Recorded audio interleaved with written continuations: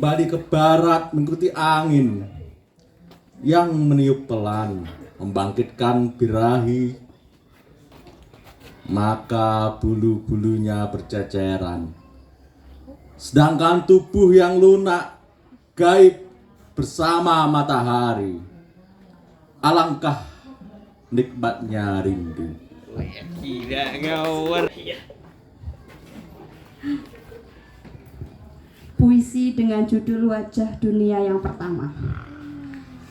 Dik Lastri sedang mengaji. Aku termanggu sendiri di kamar. Wajah dunia yang pertama, putih-putih salju mengalir dari ayat-ayat. Damailah hingar-bingar hari ini, lumat dalam alun bunyi.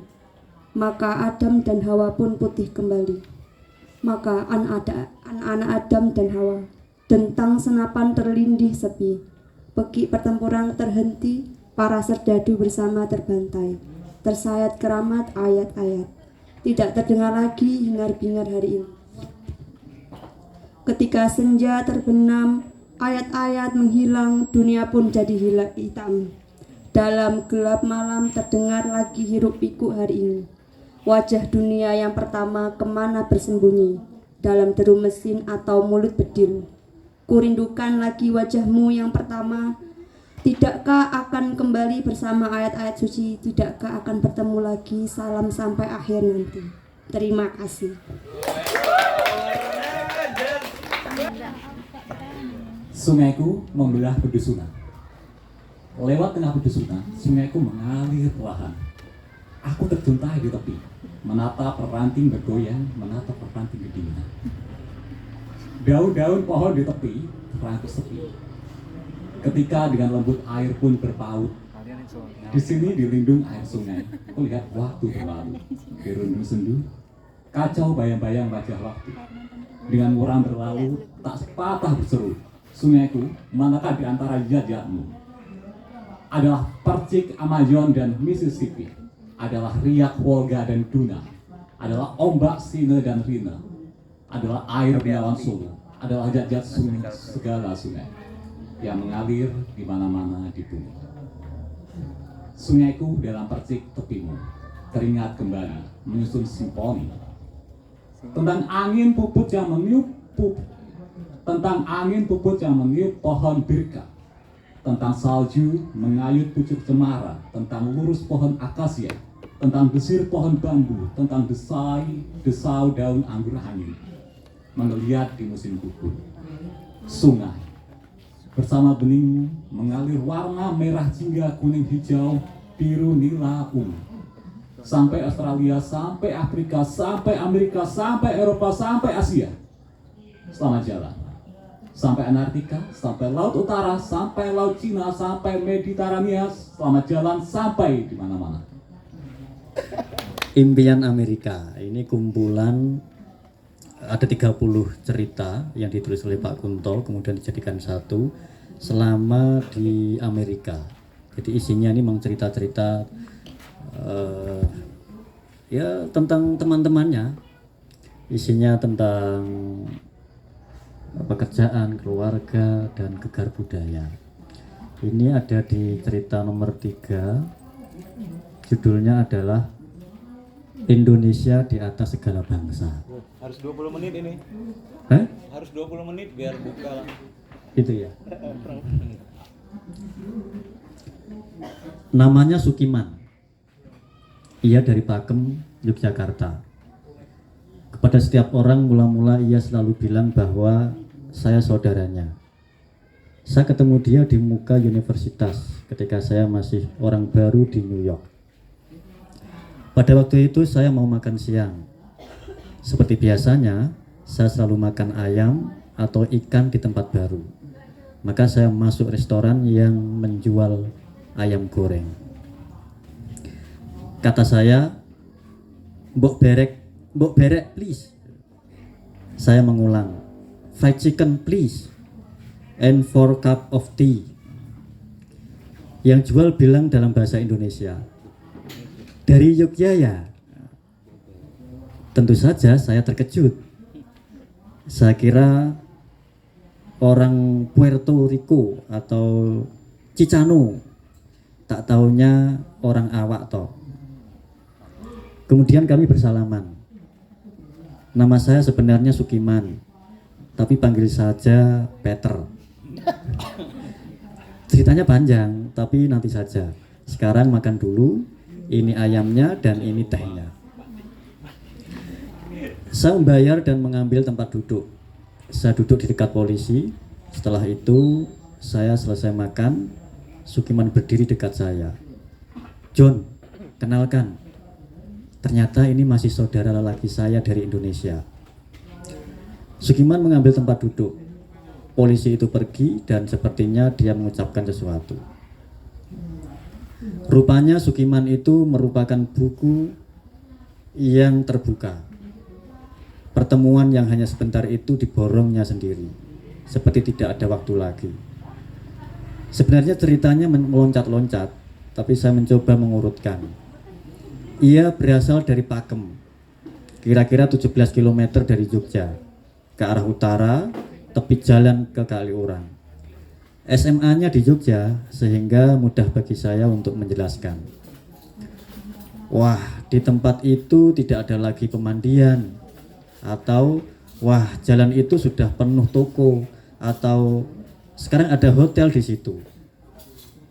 Pertemuan itu ditutup dengan kesimpulan bahwa banyak yang sudah berubah sejak Jogja ditinggalkannya.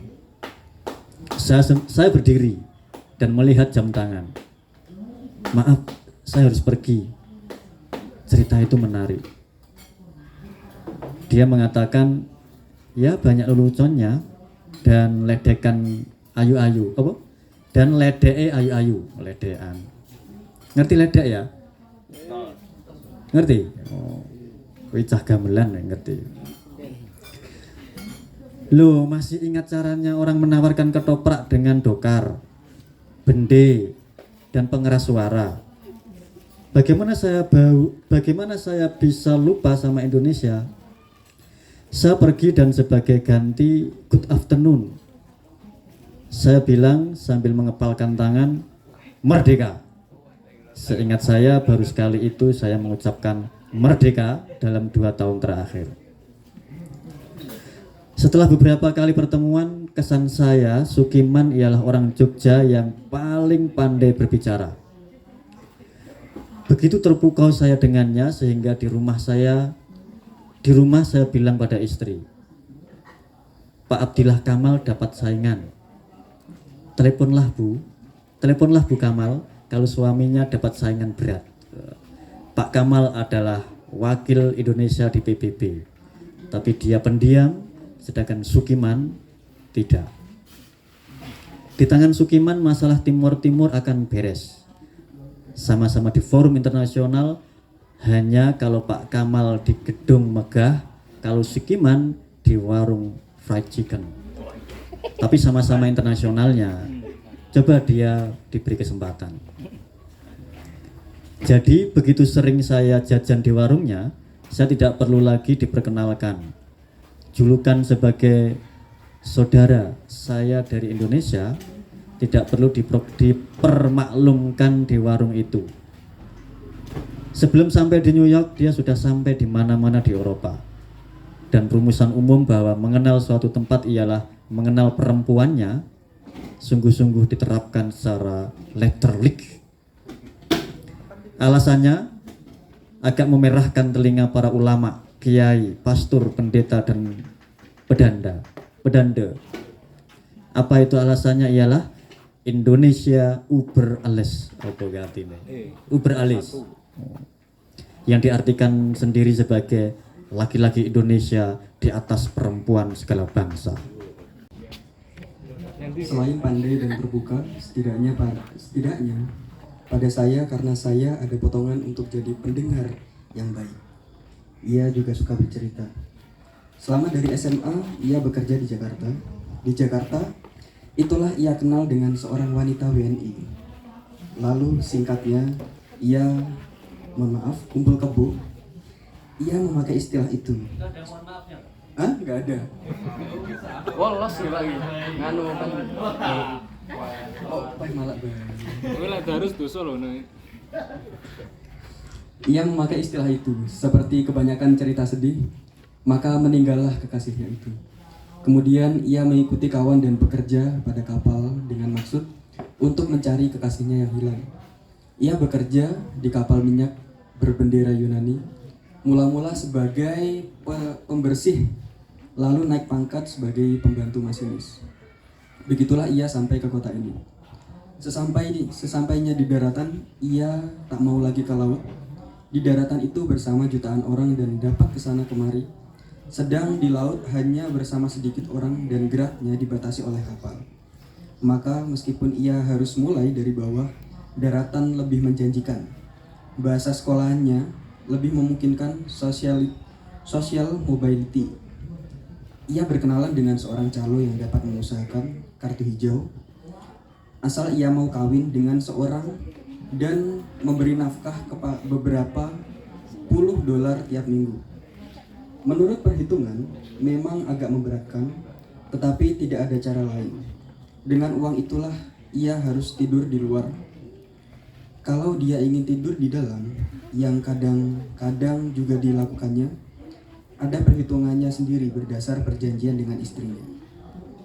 Untuk kelakuannya yang terakhir itu saya memujinya dengan berfilsafat. Itu baru yang namanya pragmatisme Amerika. Tidak ada benar atau salah, yang ada ialah jalan atau tidak. Biar negeri yang makmur ini ketemu batunya. Kemudian ia kawin sungguh-sungguh di balai kota, tapi tidak pakai ramai-ramai. Hanya sesudah itu kami diundang ke rumah. Ternyata ia kawin dengan seorang Haiti yang sudah punya anak laki-laki berumur puluhan tahun, sebaya dengan anak kami. Dengan perkawinan terdahulu, mengenai anak itu istri saya bilang,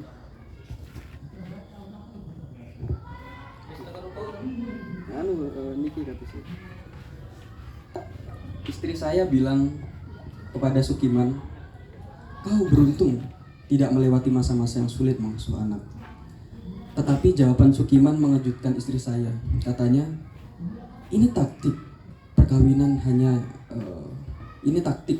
ini hanya sementara. Istri saya bilang, jangan begitu. Saya sungguh-sungguh. Orang itu madep, mantep, dan sedekap. Istri saya mengeluarkan bakatnya yang terpendam, menasehati, dan saya tahu nasihat itu berasal dari nasihat perkawinan kami. Madep, menghadap, artinya iman dan takwa pada Tuhan. Menep atau mengendap artinya orang itu harus sabar. Mantap atau mantap artinya sudah jadi bodoh itu harus dimantapkan. Adapun sedekap artinya kalau sudah kawin, tangan tidak boleh jual jawil.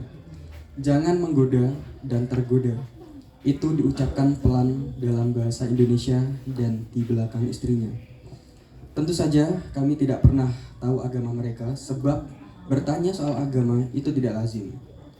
Pada suatu tengah malam, Sukiman minta dibukakan pintu. Biasanya jam 2 saya baru tidur, sehingga kedatangannya tidak mengganggu. Saya membuka kersane ruko. Saya tidak segera mengajaknya naik ke rumah dengan harapan bau itu akan hilang. Saya tahu istri saya tidak akan membiarkan bau alkohol di rumah. Oh, sudah ruko. Di dalam, Sukiman bilang seperti pada diri sendiri, Katolik tidak keberatan, Protestan boleh, Hindu tidak keberatan, Buddha boleh, Konghucu tidak keberatan, Islam boleh, tapi jangan wudu. Upacara mereka itu pakai ayam yang disembelih, darahnya lalu diciprat-cipratkan. Saya tidak tahan. Saya mau tidur di sini, jelasnya. Istrinya ikut upacara wudu. Maka malam itu kami sibuk memasang tabir dan menyuruh anak untuk tidur bersama kami. Sementara itu anaknya, lebih tepat anak dari istrinya, bersahabat baik dengan anak saya. Mengingat tidak mudah menjalin persahabatan, kami senang. Melalui telepon bisa didengar mereka berbicara tentang kebun binatang di Bronx. model mobil-mobilan, buku-buku di perpustakaan anak, Central Park, dan anak saya pamer tempat bermain di tepi Hudson River. Pernah anak itu dan istri Sukiman main-main ke rumah. Istri saya tidak memberi komentar tentang anaknya, tapi tentang istri Sukiman. Kau tahu kenapa dia kesini? Dia ingin tahu apa betul kawan-kawan suaminya itu orang baik-baik. Sebagai orang yang pernah ditinggalkan laki-laki, dia jadi sangat pencemburu. Tidak saja karena ia lebih tua dari Sukiman atau wataknya, tapi yang penting juga karena pengalaman hidupnya. Rupanya, istri saya sudah mencium bahwa ada yang tidak beres dalam rumah tangga Sukiman. Betul, pada suatu malam ia telepon. Katanya ia menyewa mingguan di apartemen murah dekat tempatnya bekerja. Ia ingin hidup terpisah dari istrinya. Dari rumah istrinya telepon pada istri saya. Dengan iba dia berkata, kembalikan Sukiman padaku. Istri saya marah-marah. Katanya ia merasa telah dicemburui. Hiburan saya bahwa itu sedekah yang tidak kelihatan, tidak menolong. Katanya ia akan telepon Sukiman di restoran. Ia benar-benar telepon Sukiman. Ia bertanya apakah yang diceritakannya pada istrinya. Tentu saja Sukiman minta maaf. Masih ditambah lagi ia datang ke rumah, minta maaf. Mana bisa istri saya tidak memaafkan? Malah dia tertawa-tawa. Memang susah mengharapkan istri saya marah. Tidak sebuah bulan dia marah, itu pun beraninya paling-paling pada suami. Bagaimana cara Sukiman mengatasi kemelut rumah tangganya? Kami tidak tahu. Tahu-tahu Sukiman telepon, katanya ia sudah pindah pekerjaan. Dengan bekal kartu putih, lamarannya jadi pelaut diterima. Pekerjaan itu memberikan gaji yang lebih besar. Itu berita baik, tapi sekaligus juga mencemaskan. Jangan-jangan penyakitnya kambuh lagi. Untuk mewakili Indonesia di tengah-tengah masyarakat internasional, kami harus memilih antara Sukiman dengan Pak Kamal. Saudara.